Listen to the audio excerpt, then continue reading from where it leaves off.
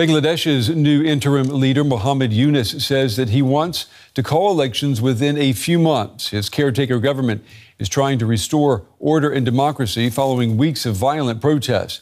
The new administration includes students who played a key role in ousting the previous prime minister.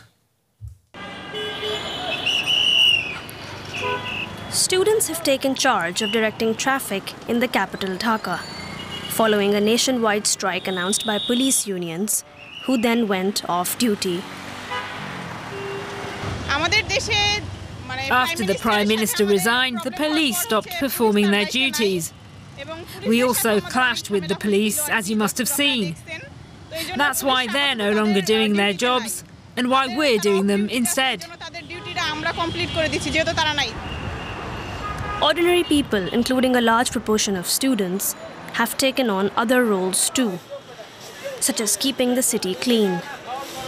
As students were behind the revolution, they are now handling the situation. They're not only controlling traffic, but also safeguarding people's homes at night, mosques, temples and churches. They're cleaning the roads, they're teaching people law and order and remodeling the country in a new way. After days of violence which led to Sheikh Hasina fleeing, many people in Bangladesh have high expectations of the caretaker government. I expect the interim government to meet the demands the students fought for.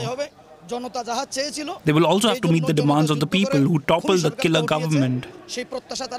I have 100% trust that this government will understand the suffering of the people, as there are student representatives in this new government.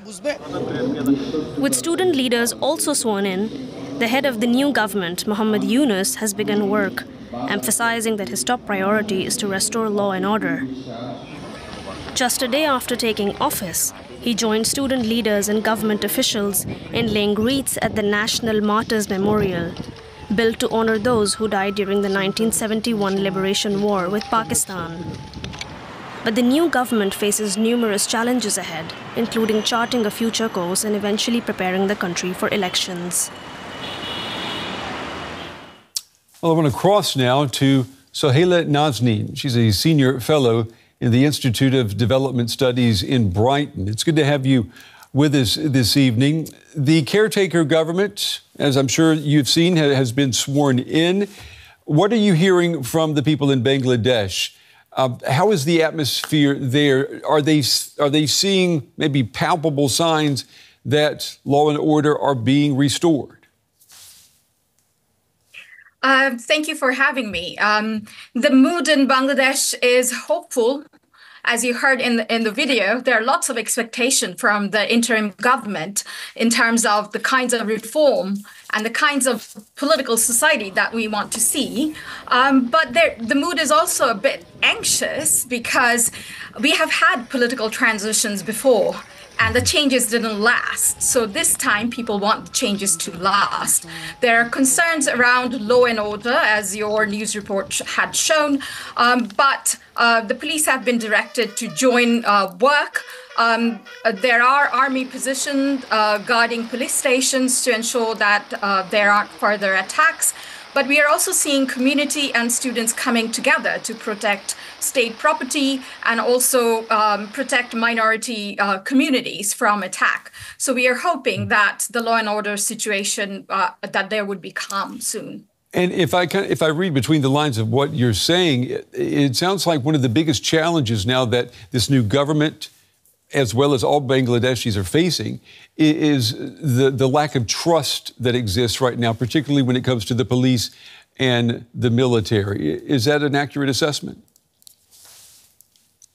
There is a lack of trust in all institutions, partly because institutions have been politicized in the last 15 years, in terms of who got autonomy of different institutions have been undermined.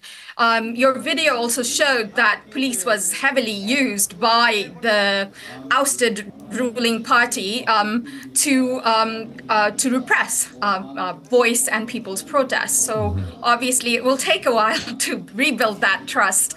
So it will require vast numbers of institutional reform to ensure that autonomy of the different institutions, including the civil administration and the judiciary, is not undermined again. Is this a generational assignment, if you will? I mean, will it take a generation for something as mammoth as what you're describing to be accomplished?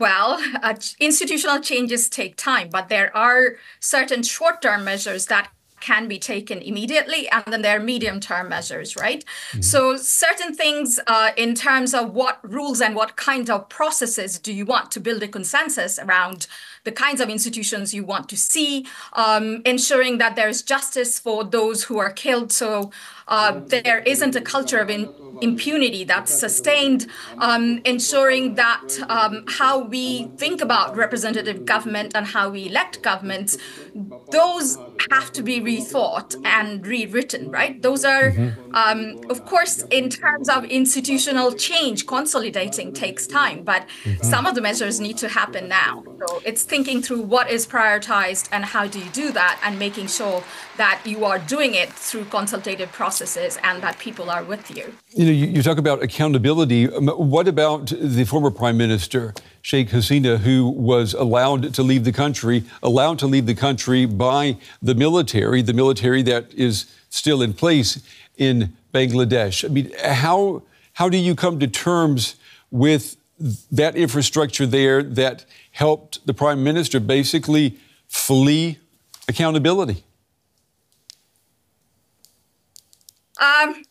Well, accountability doesn't stop in terms of whether you're physically present in a country or not. You can be tried in absentia. You can use international courts to appeal. If the Prime Minister, the former Prime Minister, is in India, we have an extradition treaty with them. Obviously, how the military acted at that time, we will have to take a longer-term view. Whether a bloodbath at that time would have been advisable is something to take into account. It's also about what role does military play at this point. There are different viewpoints about the military. If you also listen to the public, there are high levels of trust also in the military, because they have not necessarily been directly involved in repressing people as the police were. Okay. Sohaila Nazneen, we appreciate you taking the time to talk with us. We appreciate your insights tonight. Thank you. Thank you. It's a pleasure.